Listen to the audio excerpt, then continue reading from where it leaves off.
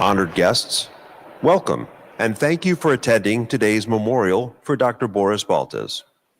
To begin our tribute to Dr. Baltes, please welcome Wayne State University Interim President Richard A. Biersbach.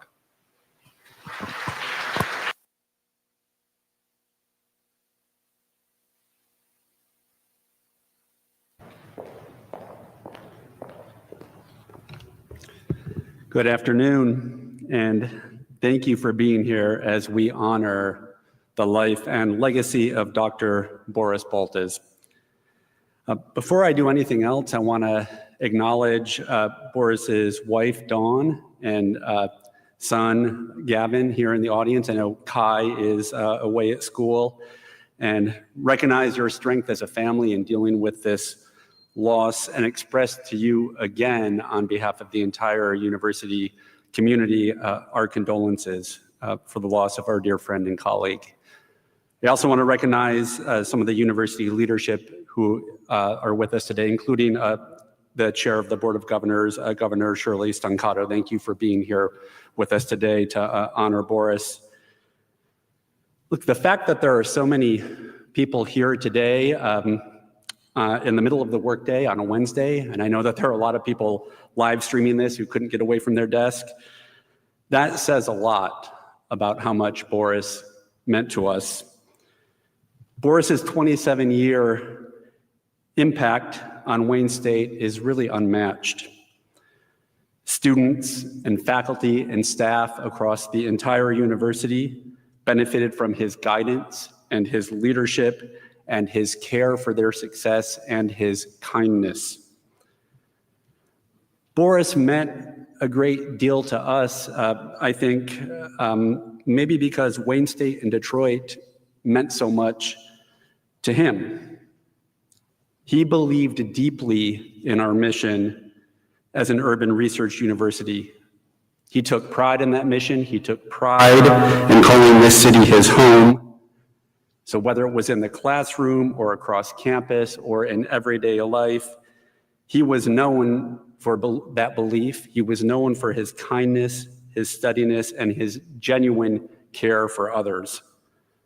Since joining the Department of Psychology in 1998, which I would say was his first love among many great loves at Wayne State, Boris devoted his career to advancing Wayne State's mission as a leading urban research university. And his work as a teacher and a scholar, and then as senior vice provost for faculty affairs and academic personnel, strengthened us in immeasurable ways, and certainly in lasting ways.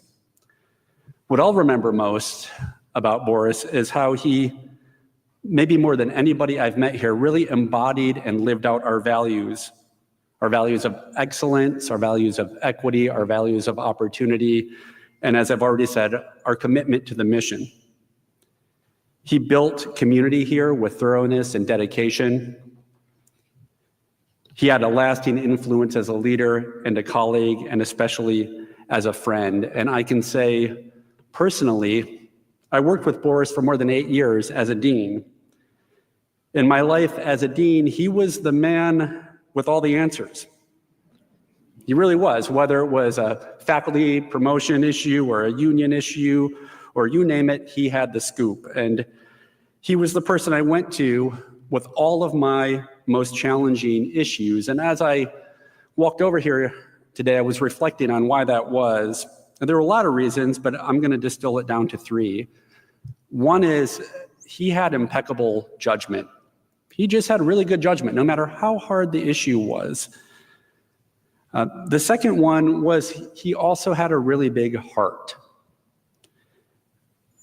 And so you could talk to him about a hard issue and he could give you his impeccable judgment, but he did it with a kindness and a big heart that made that conversation easier. And I think that all sort of plays into the third reason, which is no matter how difficult something was, or no matter how frustrated or worried I was when I was about to call Boris, or how much I thought the world was ending, I always felt calmer after talking to him. I always left those conversations, no matter how challenging the subject was, feeling better. Not just better about the result, but better about myself, better about my day. Boris was the model of a great colleague. He had encyclopedic knowledge, he gave spot-on advice, he had a compassionate spirit, and he had a steady and reassuring presence. And there's not a day that's gone by that I haven't missed him since he's been gone. As hard as he worked and as dedicated as he was to the university, I know that Boris also had a very full life outside of the university. And sometimes I wonder whether his ability to move through things with such grace was because, as dedicated as he was to us, he never lost sight of the fact that there are more important things. There were things outside the university that were even more important to him. And to him, I don't know much about what he did, but I do know that the first among those things was his family, which was his greatest joy. On behalf of the university community, I can say that Boris Baltes will never be forgotten by us. His influence will continue in Wayne State's progress and the lives of all of those he supported and inspired, and in the lives of all of those whom this university touches, because he made this university and he made all of us better. So Boris, if you're out there listening, and I hope you are, thank you, and we miss you.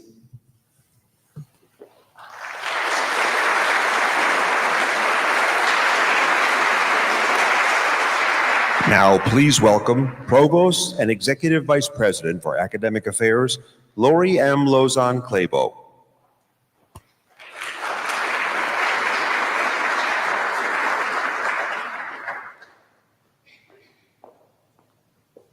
Good afternoon.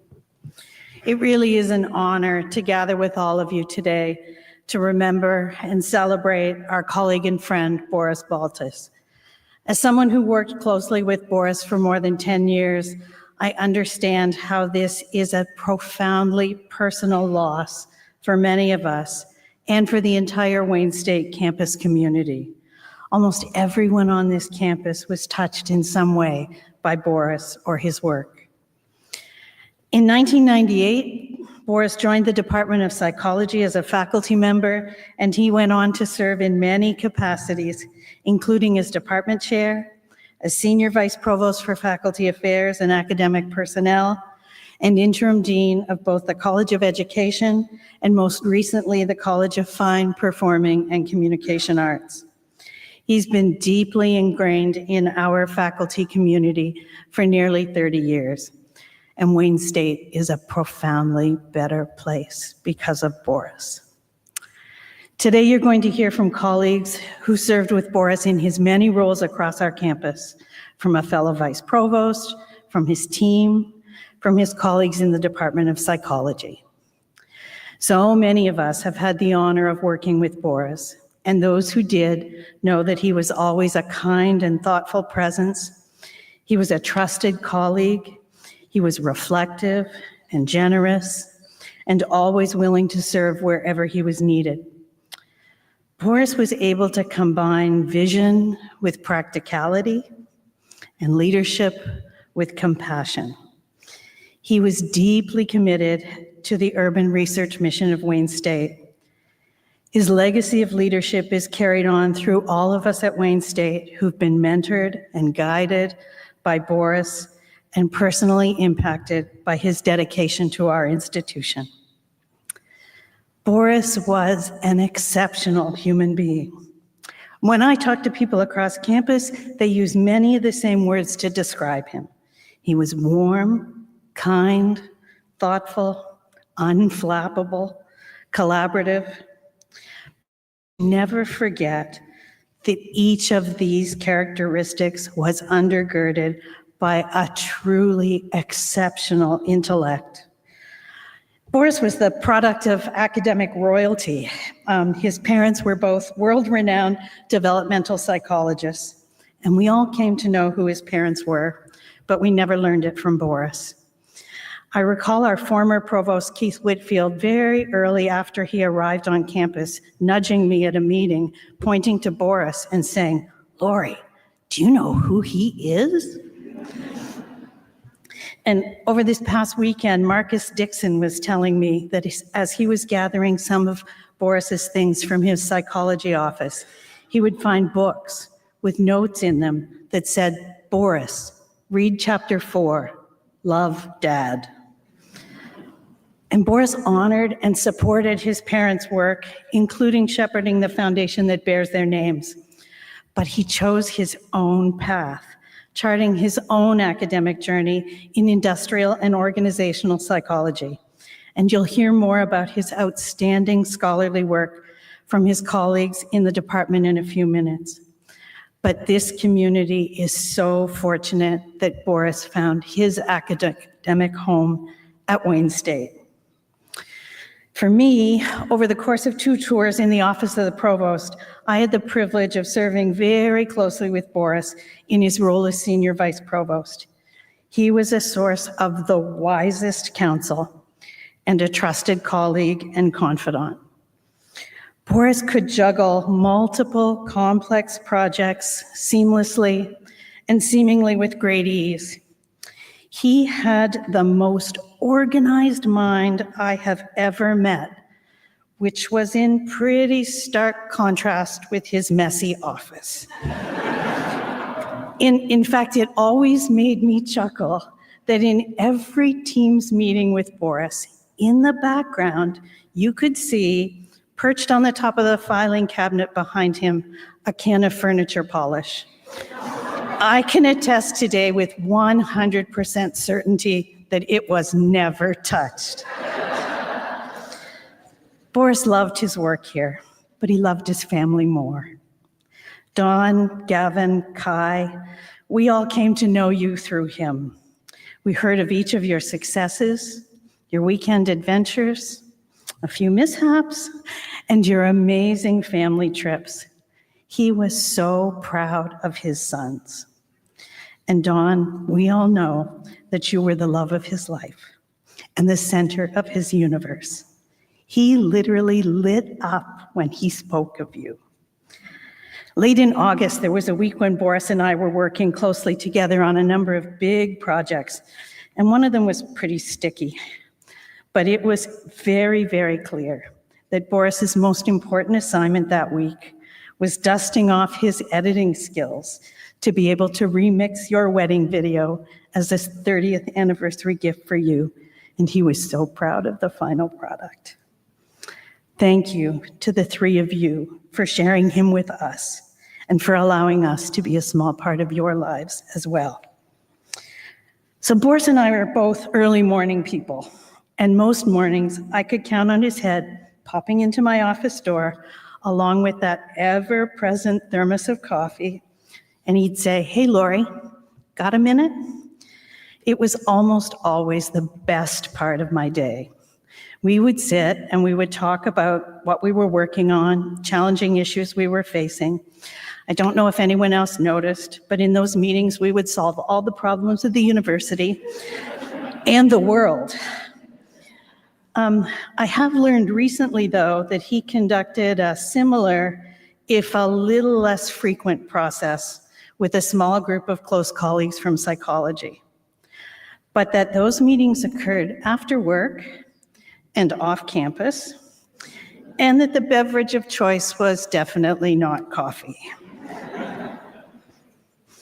I miss those morning chats more than I can ever describe, but I am so incredibly grateful to have had them.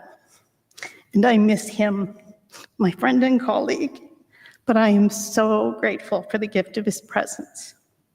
Dawn, Gavin, Kai, we will honor him here by continuing to do the good work that he expected of us every day.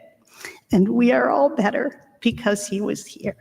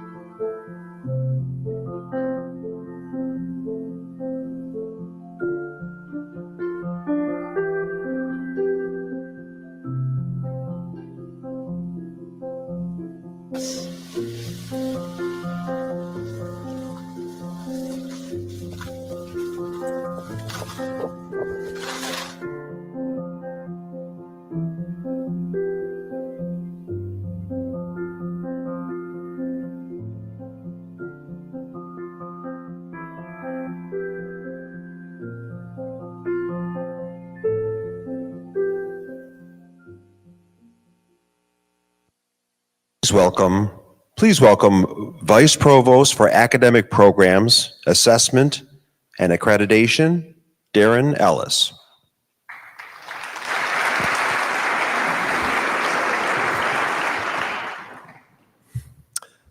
Thank you, President Bierschbach and Provost Clabo, and thank you all for being here. To Don, Gavin, Kai, and the whole family here and abroad, on behalf of our campus community, please let me add my condolences. We're here because Boris loved Wayne State, and Wayne State loved him back, didn't we? Boris was one of the kindest, most dedicated, and wise people I've ever known. He was a wonderful colleague and a close friend. You may not know, but he was a German immigrant. And from time to time, he would share a word of German, sometimes a long compound word, that conveyed a depth of meaning that wasn't readily available to us in English. I wish the German language had one of those long compound words to capture what our friendship meant to me. It would probably translate something like walking buddy, confidant, big brother colleague. I had the privilege of knowing Boris for his entire 27 years at Wayne State and working closely with him these past 8. As the provost mentioned, he became chair of psychology in 2014, and he quickly earned university-wide respect as a leader. When the associate provost for academic personnel position opened in 2018, his name was on everyone's lips, especially mine. And we were really fortunate that he said yes to the call. I gained a stellar associate provost peer and very quickly a dear friend. His wisdom, insight, and constant desire to make things better here were something that my colleagues and I admired and relied upon. Whether it was dealing with huge issues like the pandemic or day-to-day challenges of leading a complex institution, he was a lighthouse shining in the fog. His exemplary leadership eventually earned him the title of Senior Vice Provost. As his colleague on the provost staff, I can attest that he didn't actually need the senior part. We all just knew. Many of you knew him in one of those prominent leadership roles, chair, associate provost, interim dean, senior vice provost, but at heart, Boris was always a faculty member. We've heard a little bit of that so far, but I have to admit that when he arrived on campus, I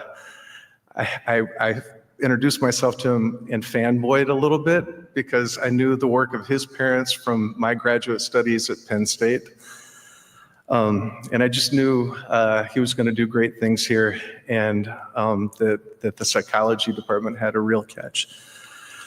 The only thing surprising about his stellar career in the department is that we actually got to keep him here, because he was one of those academic leaders that I think could have gone just about any place he wanted to. You'll hear more from his department colleagues about the scholarly contributions and recognition. And of course, if you haven't had a chance, please look at the awards and stuff on the tables outside. But I'm also a faculty member in the College of Engineering. And just from that perspective, I mean, going as far back as I can remember to my very first PhD student, I made all of them take his statistics classes. He was brilliant. He was a brilliant methodologist, and he didn't just teach them how to analyze data. He taught them how to think, how to choose and frame a good question in a way that you could get meaningful answers. Boris really liked a good walk. Hiking with his family was one of his favorite activities. He would tell the stories of like which national park they were going to go to or where they went on the weekend. He really, really liked that. Roughly paraphrasing the poet Emerson, a good walk requires an appreciation of your surroundings, good humor, vast curiosity, good conversation, and good silence. Walking with Boris was something I always looked forward to. Boris really knew how to have a good walk. I learned a lot about Boris on our many walks.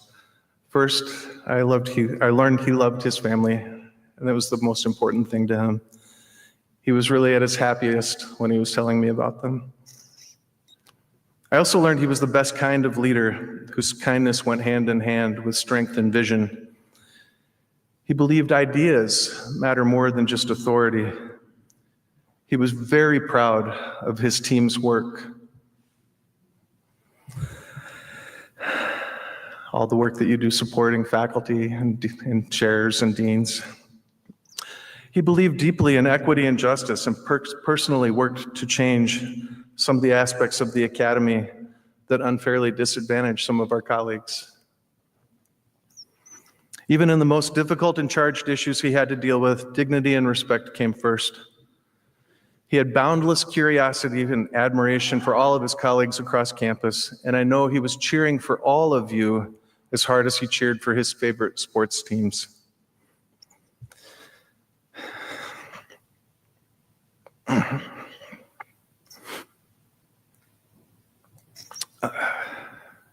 If he and I could have one more walk, I'd say this.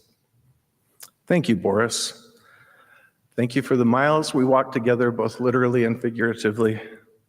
Thank you for the smiles when I was down, for the steady presence when I was upset, and the encouragement when I was uncertain. Thanks for the happiness that you brought your job and the happiness you brought to everyone around you. And thanks for being here with us. You were the best friend and colleague a guy could wish for, and it was an honor to know you. May his memory be a blessing.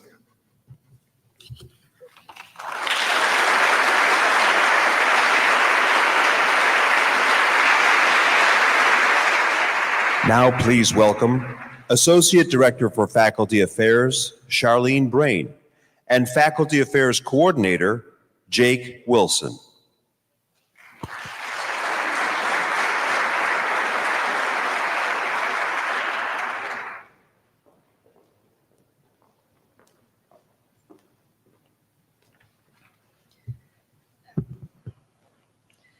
Good afternoon. On behalf of the Office of Faculty Affairs and Development, Jake, Sarah, Maria, Joe, and myself, thank you for this opportunity to honor Dr. Boris Baltes, who at this moment I can hear saying in our first meeting together, Dr. Baltes, that's my parents, please. I'm just Boris. Boris, he was our colleague, our leader, and our friend. To say that we are saddened at his sudden passing doesn't even begin to fully capture our emotions. However, we will always be grateful for the way he shaped our work, our thinking, and our lives here at Wayne State and in the city of Detroit. Boris was steady, generous, and deeply human. He could take a good-natured ribbing and laugh right along with you. He was fiercely loyal, quick with a grin, had this little snort in his laugh. He didn't have a mean bone in his body. He loved this place and led with a simple conviction of people first. In conversations and when problem solving, he was a thoughtful partner, making sure things were done equitably and with an eye towards everyone's well-being and success. Opportunities to navigate sensitive situations and address complicated issues are plentiful in our office. Boris's ability to appear calm and think strategically under pressure was uncanny. And during those heavy moments, he brought a light touch, not to dismiss the difficulty, but to make it bearable. In a room, he could tell when someone was invested in an idea.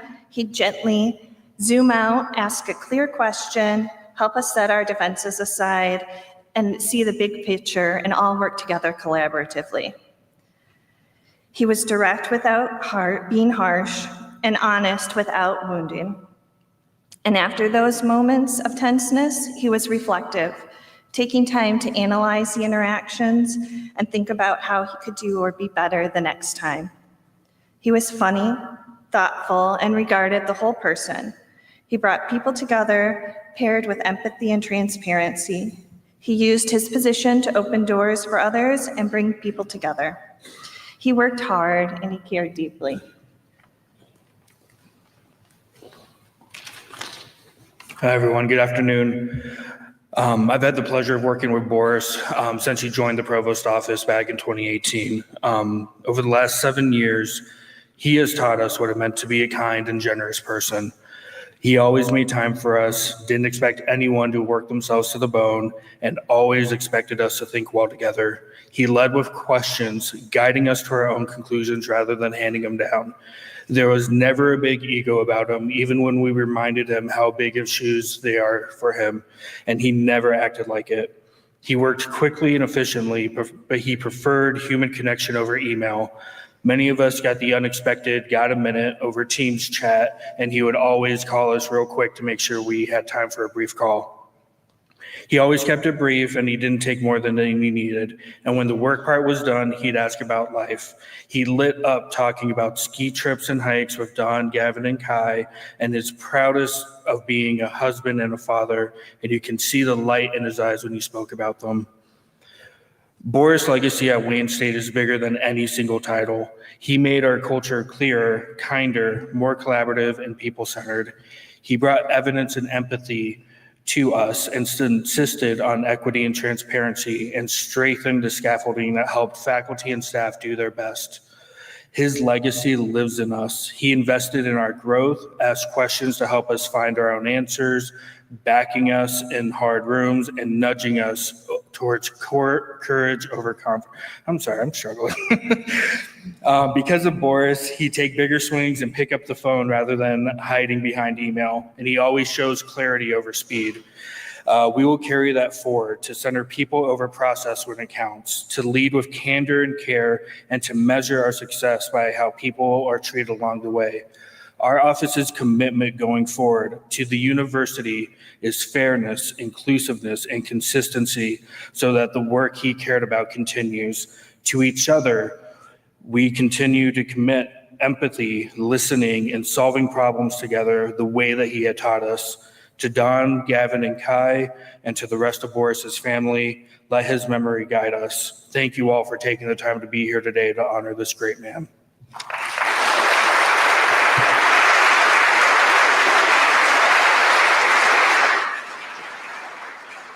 Now welcome Professor of Behavioral, Cognitive Neuroscience, and Psychology Department Chair, Scott E. Bowman.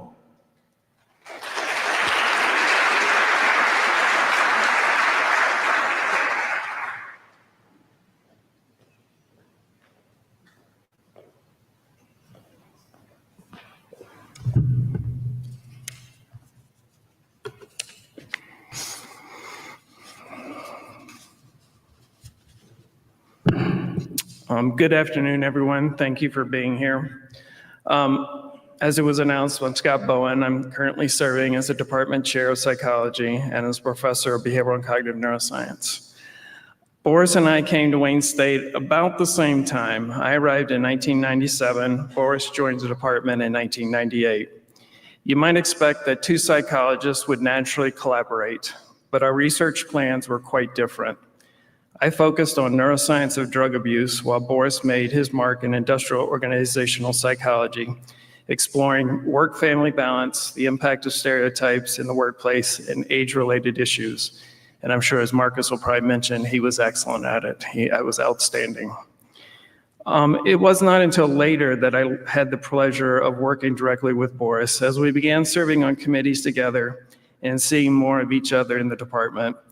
He would occasionally mention some teams, football teams that weren't in the Southeastern Conference, so I didn't really pay attention. We actually found some common ground in our research and later actually co-authored a meta-analysis paper, which probably some of you are really amazed that happened. Working with Boris on that paper was an experience that I will remember fondly. He taught me a lot about meta-analysis and statistics. I came to know Boris on a more personal level when he stepped into the role of interim chair in 2014, which was a particularly challenging time for our department.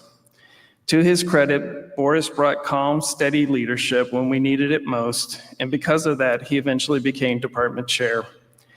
During that time, there was a policy and advisory committee meeting that I will never forget. After some lengthy discussions about our struggling IO program, I suggested that it might be time to let that program go. His love, his baby, the IO program, the room went silent. I was really worried. However, Boris took that opportunity or challenge to help guide us, me, through the moment and underscore the importance of the IO program. Because of his leadership, thoughtful insights, and the outstanding research that he and others have done in that program, the IO program remains strong today within the department, a true testament to Boris's vision and perseverance. When Boris became Associate Provost for Faculty Affairs in 2018, he asked me to consider stepping in as interim chair. I obviously declined. But in true Boris fashion, he simply talked with me several times, never pushed the subject, and eventually helped me see the potential of taking the position. Eventually, I agreed. After accepting, we went one morning to discuss the duties and responsibilities of the position. But instead of diving into all these tasks, Boris spent most of the morning asking me about my well-being and my family. I recently heard a similar story from Emily Grecken, who had lost her father right before she accepted the position of associate chair in our department. Boris again spent that orientation session talking more about Emily and her father, understanding the pain that she must have been feeling and wanting to express his deepest sympathy, not only as a colleague, but as a friend. That was Boris. He led with empathy.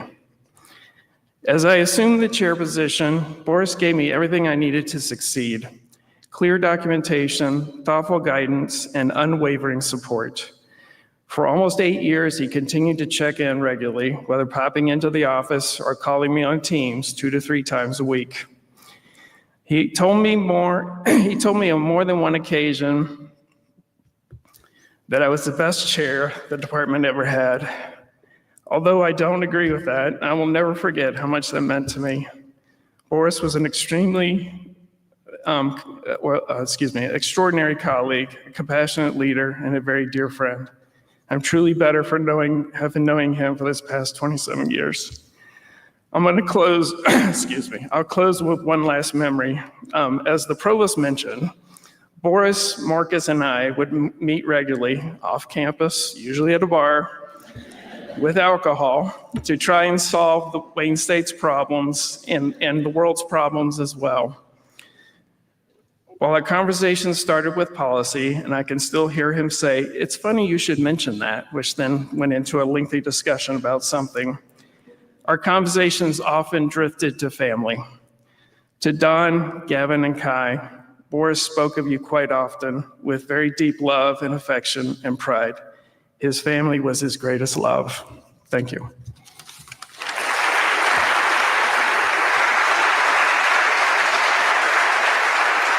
Honored guests, please welcome Professor of Psychology, Marcus Dixon.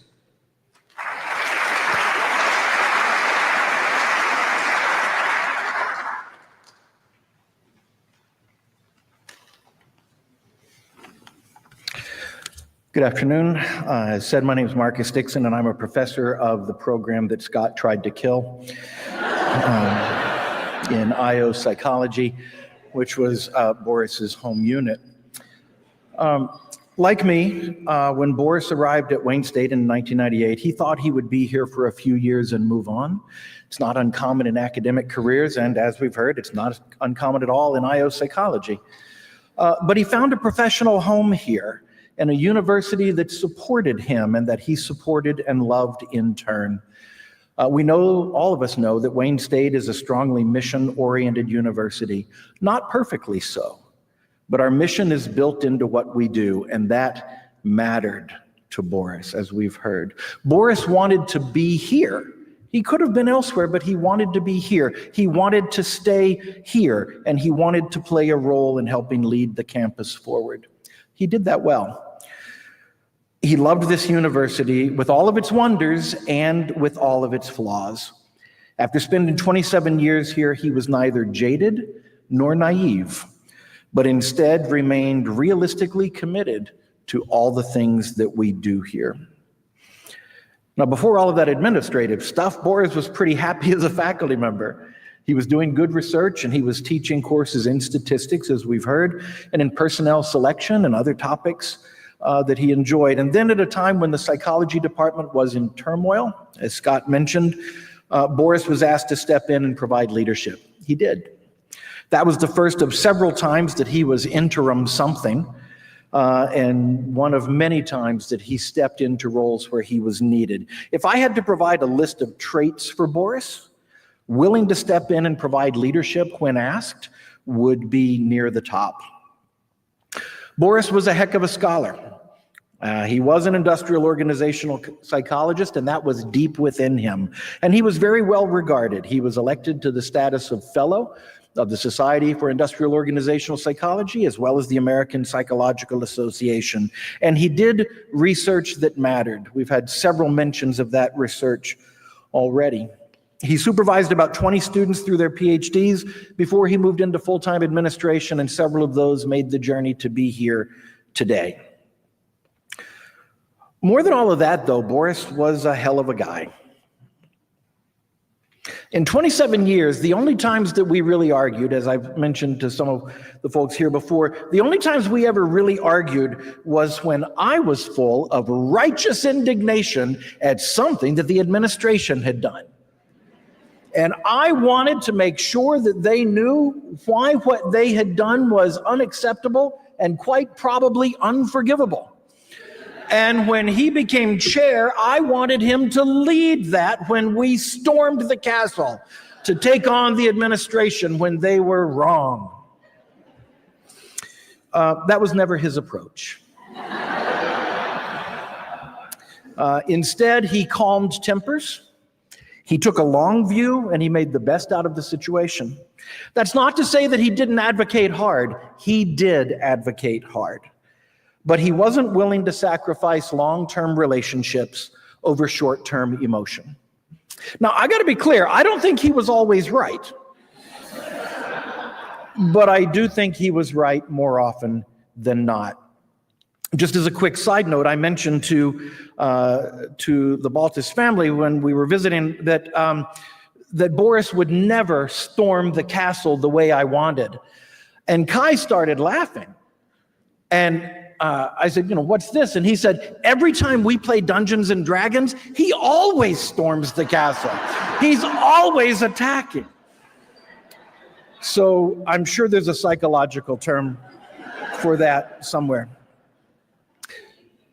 The most common thing that I've heard from friends and colleagues when they learned about Boris' death is some variation of the phrase, which I've heard 3 times today just in talking to people, a variation of the phrase, he was a good one.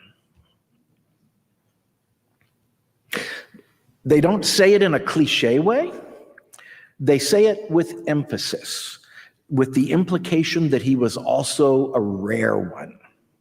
When they say it, they mean it. It's something that they know deeply.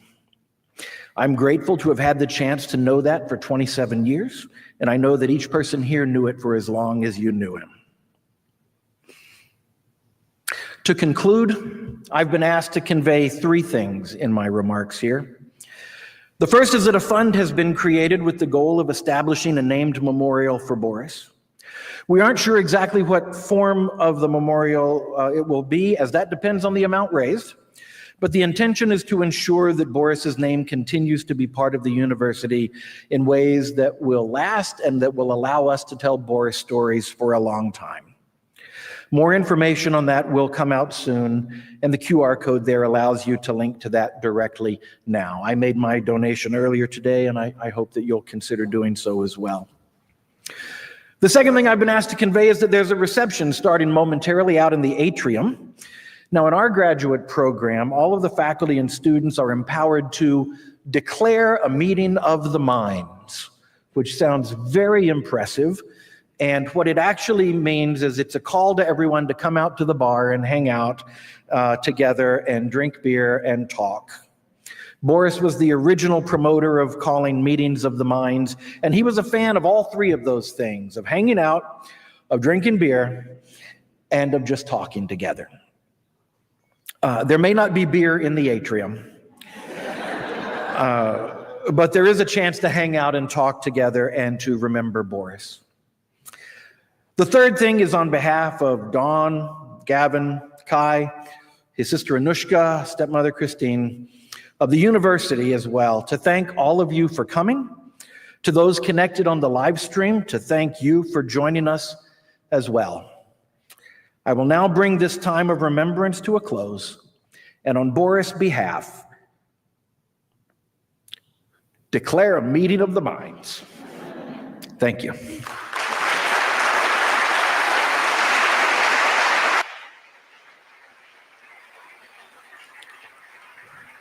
Thank you for attending today's tribute. Now please join us for a reception in the Community Arts Atrium.